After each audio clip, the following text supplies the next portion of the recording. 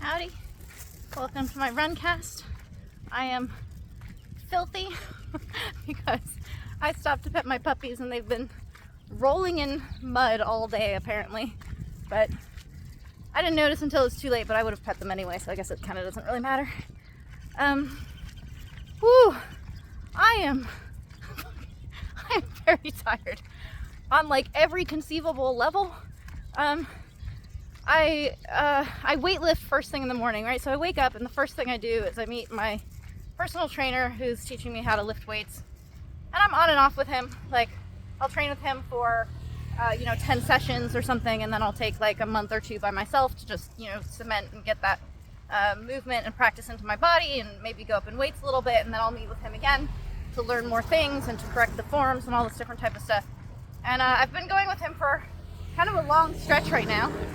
And oh man, he's gotten a little bit excited about like ramping the weights up on me, which is really good for me. I actually really want that to happen, and I'm too nervous about form often to do significant increase in weights by myself, because I don't ask for spots and things like that. But like anytime I do deadlifts, I come home and sleep so hard. I don't know what it is about the posterior chain or what specifically it is about deadlifts and like how many muscles they use. I crash, like I sleep so hard. But directly from weightlifting, I go to sparring first. So I have like an hour of weightlifting and then an hour of sparring. And I come home and I force myself to eat. Working out makes me not hungry. And all the weightlifting and running means I have to eat a lot. Like I have to actually increase how much I've been eating so I don't lose weight, because I'm trying to maintain or gain weight. And it's hard, because I'm not someone who working out and running makes me hungry. It makes me not hungry. And then I have to kind of like force myself to eat and force myself to eat more, which is not fun in any way. Protein powders help. And like I bought some Slim Fast because it's like a meal replacement, right? So I can actually get like an extra meal instead of like replacing a meal. Whatever. Fucking tired from lifting weights and sparring and running, and then I go to afternoon training, and I have pad work and bag work and shadow and clinch there, and then I run home from the gym. So really tired. I didn't do deadlift today. I did deadlift yesterday, and today was like a lot of chest and like I'm just very sore in general. But my sparring partner, not my sparring partner, my clinching partner at the gym, I have to wait for him to come out from school. Like he has to arrive from school. And then I also, this fucking dog wants to bite me so bad. Nope, not today. He's still trying. So sometimes I have a hard time because I'm waiting for him. So I'm kind of like shadow boxing and doing all these things and trying to stay warm for when he arrives. And then there are other times when like he goes on to pad work and it just takes fucking forever. Like the person that he does pad works with is not the same trainer that I have, and it just goes on and on forever. And I don't want to wait like potentially an hour and a half to do clinching. So like yesterday I ran home without any clinching, and today Tapia saw me waiting, and it was a little bit confusing because my clinching partner had actually already arrived at the gym, and so I'm like, I'm gonna clinch with my clinching partner, and he had him doing knees on the bag, and he's like, Sylvie, you're gonna clinch with me. Tapia is former 135-pound Raja Damnern champion. He's not 135 pounds now. He's very large now, and he's very strong, and he's very good. And I had just been watching him doing like a round robin. In Thai it's called lum, like you're the one in the middle, you're like man in the middle. So anytime someone gets thrown, one person stays in the middle, and anytime someone gets thrown, regardless of who it is, the next person steps in. So this was Aaron, and he was stuck in the middle. He had 3 people working their way in. So he had Tapia, he had this guy Ryan, also from Ireland, and then he has a guy whose name I can never remember, but he's from France. And they're all very different levels, different sizes. And I will say that as much as Aaron was getting just clobbered by Tapia, like really relentless, you can tell when a trainer is like using their size and skill and power to kind of like punish and test a student. They do it to make you absolutely exhausted. Like that's actually the point.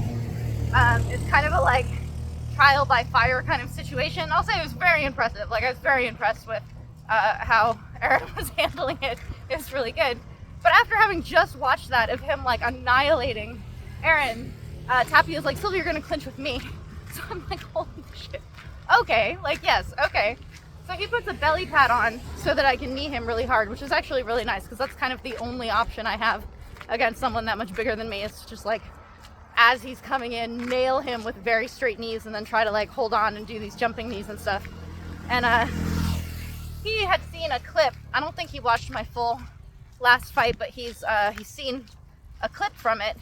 And I was doing what I call atomic swirl, which is where I like get behind my opponent and spin a lot and do kind of like not jumping knees in the sense of flying knees, but when you're holding on to someone and you like jump into the air and land knees into them. And he keeps talking about how much he loves this. So like when I'm doing pad work with him, and sometimes we'll lock up in the clinch and I'll throw one of these knees, he's like, top. He's like, I really like these knees. I want you to do these knees. So as we're clinching together, he just wants me to throw a lot of these knees. And I'm actually very nervous about doing it because you can get swept doing jumping knees against people who are bigger, who have timing. And anytime a trainer like this, who's very funny and who likes to kind of like throw you around and has a sense of humor, anytime they call for something, you know that they're calling for it so that they can trip you on it or like punch you on it or something.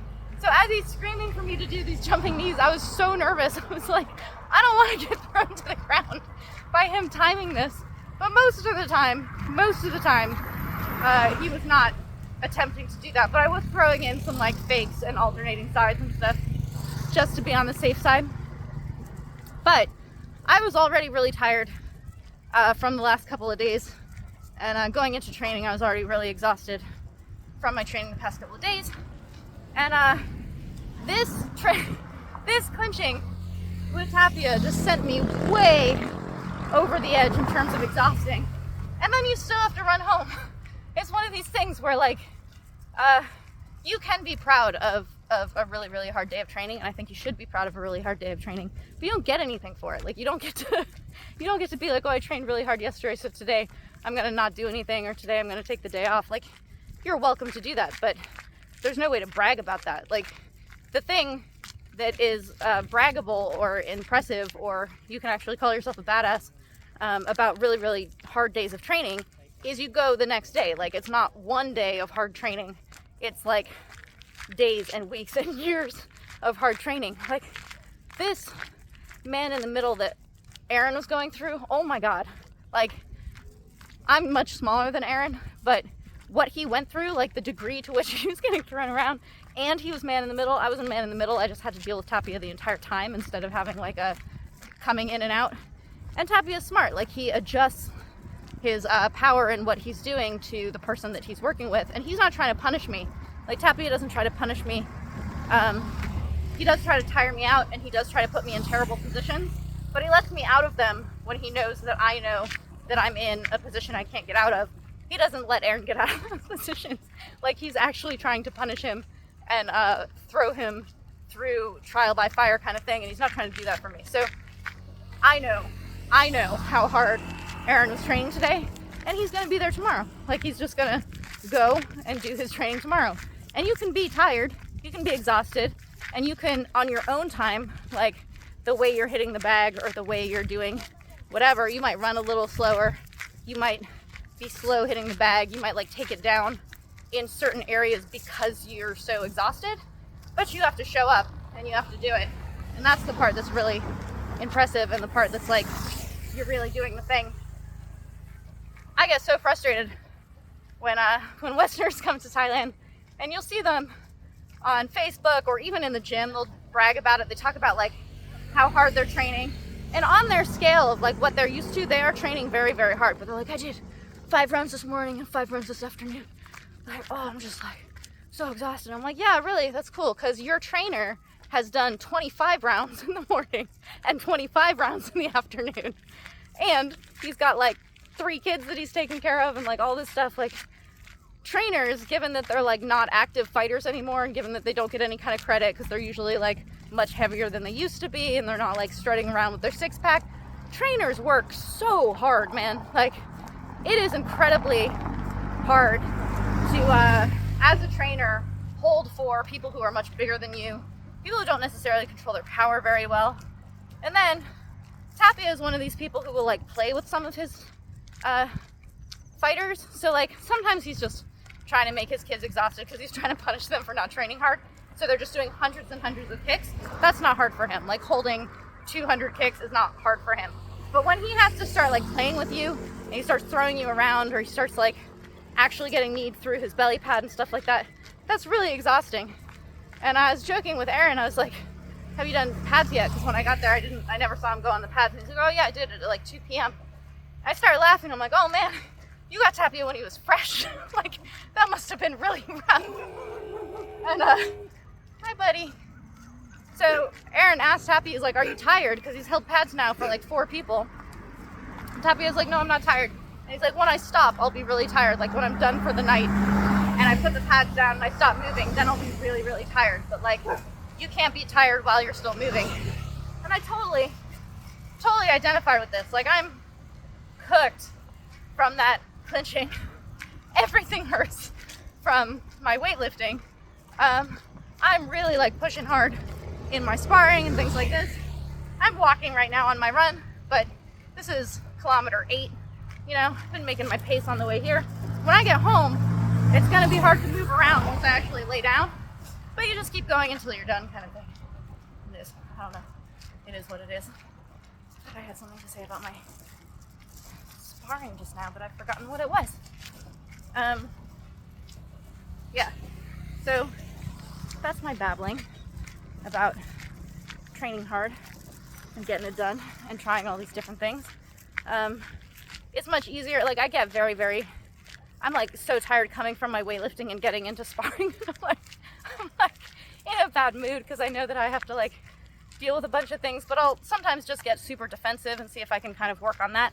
But usually I end up like finding some power and being able to kind of like dredge that up in the moment. But honestly, if I'm cackling hard, like if I'm having fun, and I feel so blessed that I have Yodkumpan as my sparring partner, not only because he's an amazing fighter and just such a sweet guy, but because with him I can have a lot of fun.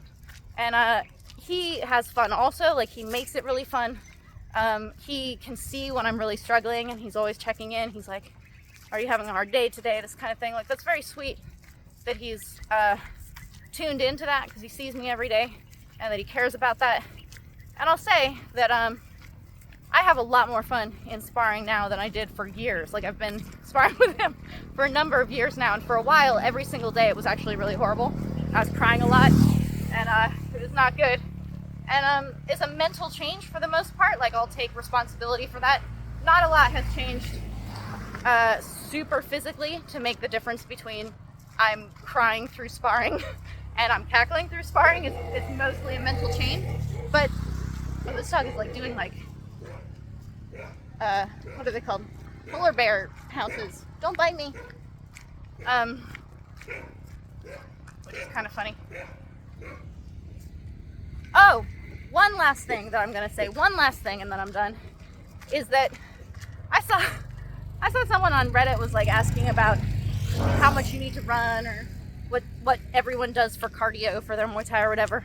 And I understand that when you're asking something on Reddit, you're asking from a wide pool of people with very, very different experience, very different motivations, this kind of thing. And so you'll have people who are answering who, train after work 3 days a week or on weekends, or like have done a couple smokers, or maybe on some level are a professional fighter. They fight a couple of times a year, and that kind of thing. And so you are getting a very broad sampling of what people think is appropriate, and it depends on what your actual goals and realities are. Like for someone who's training after work 3 days a week, what cardio is required for them is very different from what cardio is required for someone who's, fighting for a title belt or fighting really often or something like that. So I try to take that into account when I'm looking at how people are answering these questions. But I was kind of laughing at one because someone was saying that you get all the cardio you need for pad work and sparring through pad work and sparring. which is not entirely false. Like, you can get through pad work and sparring by just doing pad work and sparring all the time, but you'll have a much better time of it if you also do cardio. So like if you're also running, I think, oh man, who is it who said this? I'm